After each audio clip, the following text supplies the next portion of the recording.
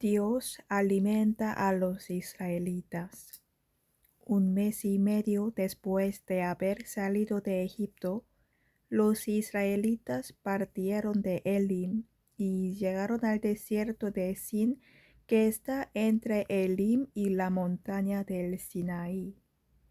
Allí en el desierto todos los israelitas comenzaron a quejarse de Moisés y de Aarón.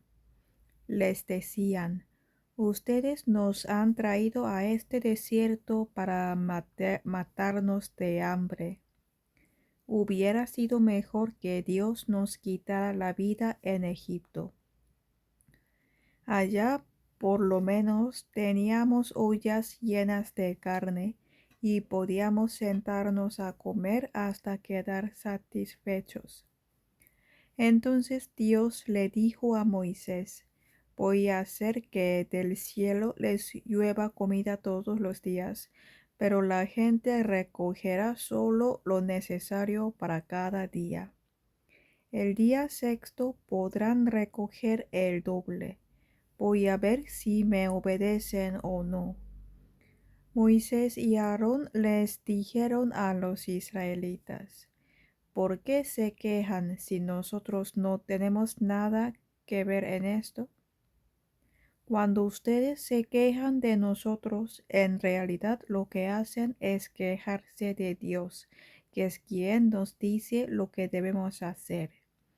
Y Dios ya ha escuchado sus quejas. Fue Dios quien los sacó de Egipto, y no nosotros. Así que esta misma tarde sabrán que Dios está aquí entre ustedes, porque les dará a comer carne. Y mañana temprano lo sabrán también, porque les dará todo el pan que puedan comer. Después de esto, Moisés le ordenó a Aarón que reuniera a todos los israelitas para que se presentaran ante Dios, pues él ya había escuchado todas sus quejas. Mientras Aarón estaba hablando con los israelitas, vieron de pronto una nube en el desierto. Era Dios mismo que se apareció en medio de una nube muy brillante, y Dios le dijo a Moisés: ya he oído cómo se quejan los israelitas, pero diles que ahora van a saber quién es su Dios. Por la tarde les daré a comer carne y por la mañana les daré a comer pan. Y así sucedió. Aquella misma tarde llegaron al campamento tantas codornices que cubrieron todo el suelo. A la mañana siguiente, todo el campamento estaba cubierto con un rocío que, al evaporarse, dejaba en el suelo algo blanco y pequeño, parecido a migajas de pan. Como los israelitas nunca habían visto nada parecido, se preguntaban qué cosa era. Moisés les dijo: este es el pan con que Dios los va a alimentar. Él ordena que cada uno recoja unos 2 kilos por persona. Eso será suficiente para cada uno. Nadie debe recoger más de lo necesario. Los israelitas hicieron lo que Dios había ordenado. Unos recogieron mucho y otros poco, pero al medirlo ni le sobró al que recogió mucho, ni le faltó al que recogió poco. Luego Moisés les dijo: nadie debe guardar nada para mañana. Sin embargo, algunos israelitas no le hicieron caso y guardaron parte de aquel pan para el día siguiente. Pero el pan que guardaron se llenó de gusanos y olía muy mal. Por eso Moisés se enojó mucho con ellos. Después de esta experiencia, cada uno recogía solamente lo que necesitaba y lo hacía muy temprano porque con el calor del sol se derretía. Dios ordena descansar el día séptimo. El sexto día de la semana, los israelitas salieron a recoger el pan, pero en vez de recoger 2 kilos por persona, como en los días anteriores, recogieron el doble.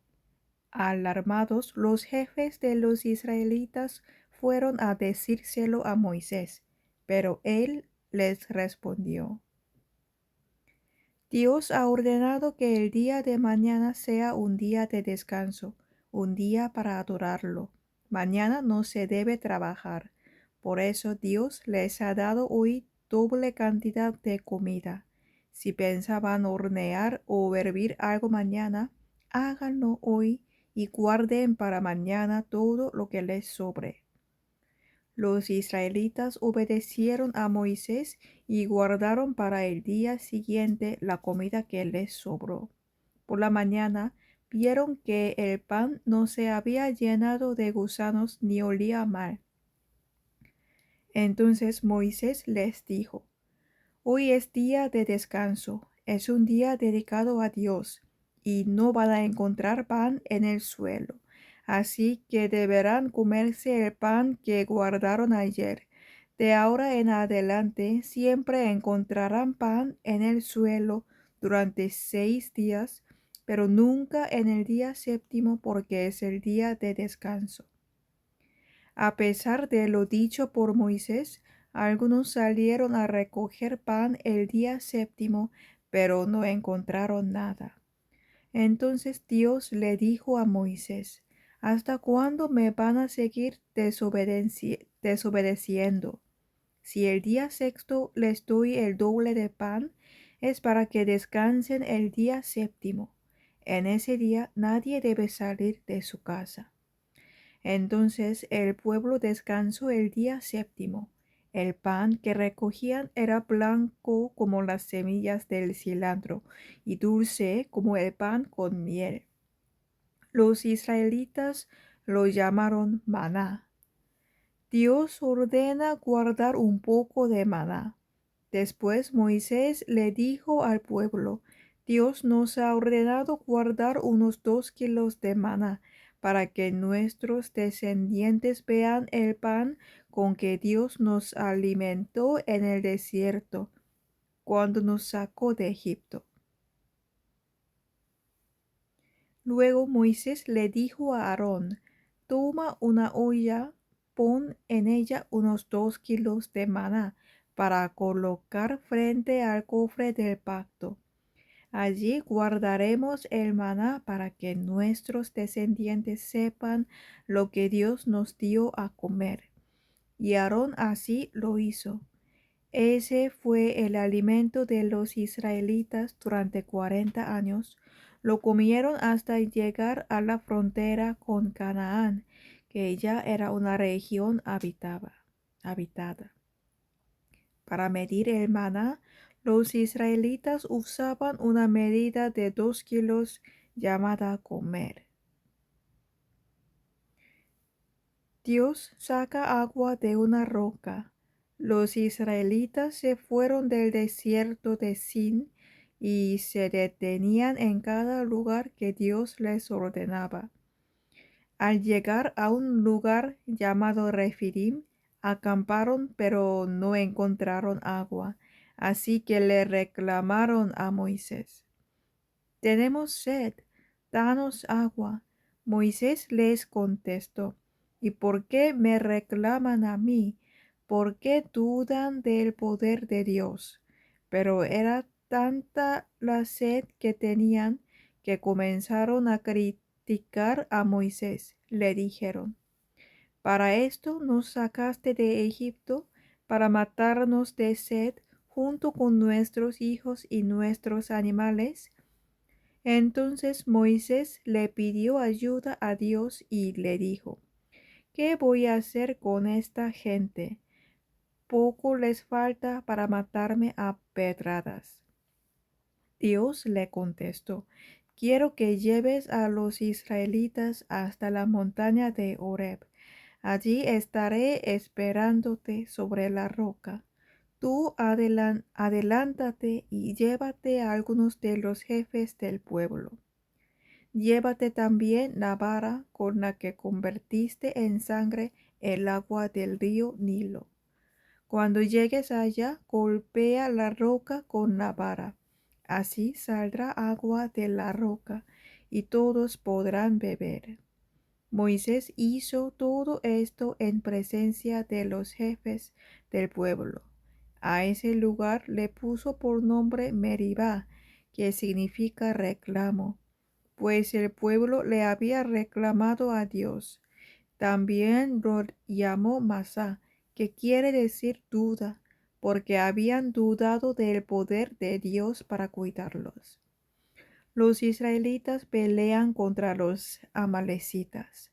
Los amalecitas salieron a pelear contra los israelitas. La batalla tuvo lugar en Refidim. Allí Moisés le dijo a Josué: elige a algunos hombres y sal a pelear contra los amalecitas. Mañana yo estaré en lo alto del cerro, sosteniendo en la mano la vara que Dios me dio para castigar a los egipcios. Josué siguió las órdenes de Moisés y salió a pelear contra los amalecitas.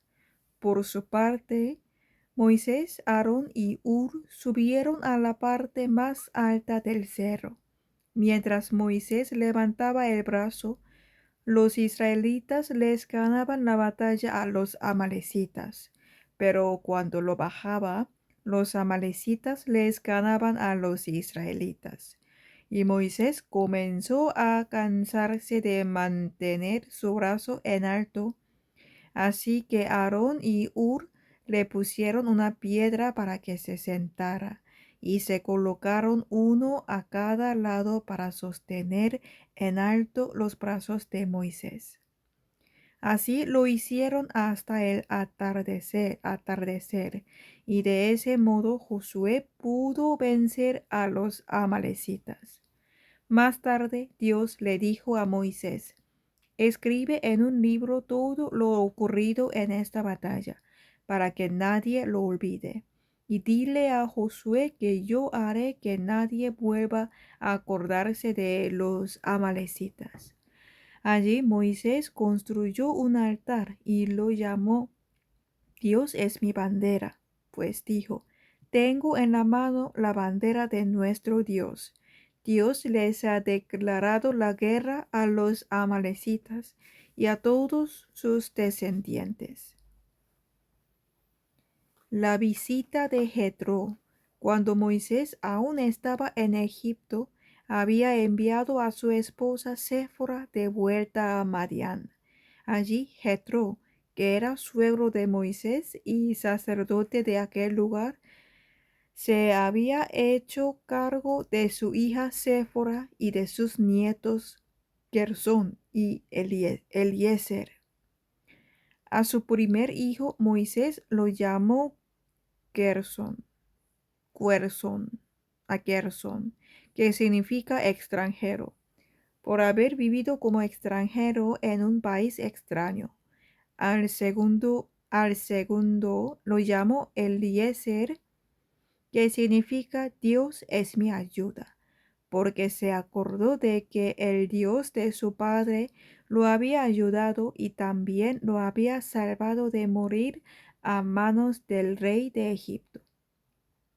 Jetro ya sabía todo lo que Dios había hecho a favor de Moisés y que había sacado de Egipto a los israelitas.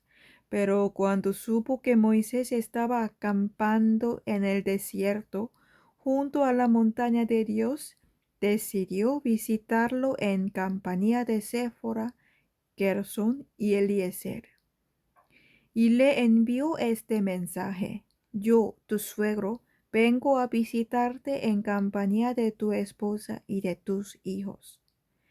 Entonces Moisés salió a recibir a Jetro y con mucho respeto se inclinó ante él y le dio un beso. Cuando terminaron de saludarse, entraron juntos en la carpa Y Moisés le contó a Jetro todo lo que Dios había hecho con los egipcios y con su rey. También le contó todos los problemas que los israelitas habían tenido en el camino desde que salieron de Egipto y cómo Dios los había salvado. A Jetro le alegró saber lo bueno que Dios había sido con los israelitas y dijo: Bendito sea el Dios de Israel, que los libró del poder de los egipcios y de su rey. Dios los libró de tantos sufrimientos que les causaban los orgullosos egipcios. Ahora sé que el Dios de Israel es más poderoso que todos los dioses. Enseguida Jetro ofreció un cordero en honor de Dios y también le presentó otras ofrendas. Después de eso, Aarón y los jefes de Israel cenaron con Jetro frente al altar de Dios. Moisés nombra ayudantes. Al día siguiente, Moisés se sentó a escuchar los problemas que los israelitas le presentaban, para luego darles una solución. Todo el día la gente permanecía de pie, esperando su turno para hablar con Moisés. Cuando Jetro observó lo que Moisés estaba haciendo, le preguntó: ¿Pero qué estás haciendo? ¿Por qué tienes al pueblo de pie todo el día mientras tú estás aquí sentado? Moisés le contestó: Los israelitas vienen a verme cuando alguno de ellos tiene problemas con otras personas. Vienen aquí y me lo cuentan todo para que Dios diga quién tiene la razón.